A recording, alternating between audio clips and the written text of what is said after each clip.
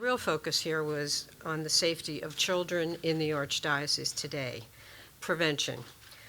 So among the first tasks that I chose to do was to just get to it and review the personnel files for every priest and deacon in active service in this Archdiocese.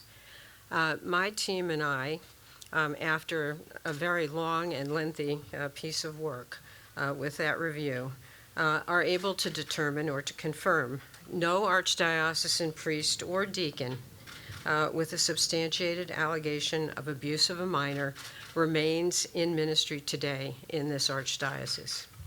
It's very important to note that almost all of the complaints received over the last several years are not complaints of current conduct, but rather they are complaints about conduct which occurred in sometimes decades earlier.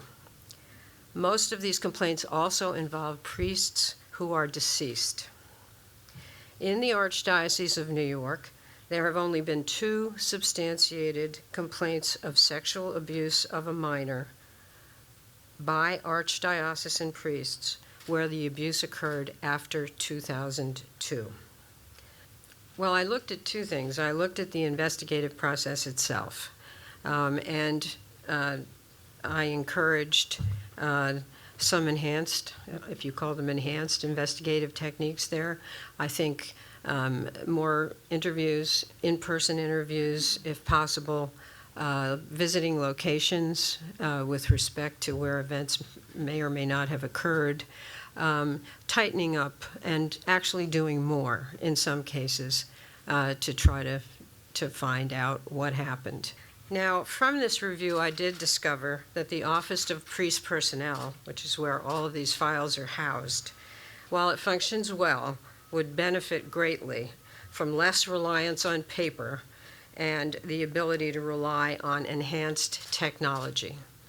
I know this doesn't sound very exciting as recommendations go, but I have to tell you that it's essential if this office is going to continue to work quickly and efficiently. The Archdiocese, the Chancery, has already signed a contract for a new document management system, and not just for the Office of Priest Personnel, although that will be the first office where the module is implemented, but for the entire Archdiocese. I think this will be a tremendous help in terms of reviewing future compliance.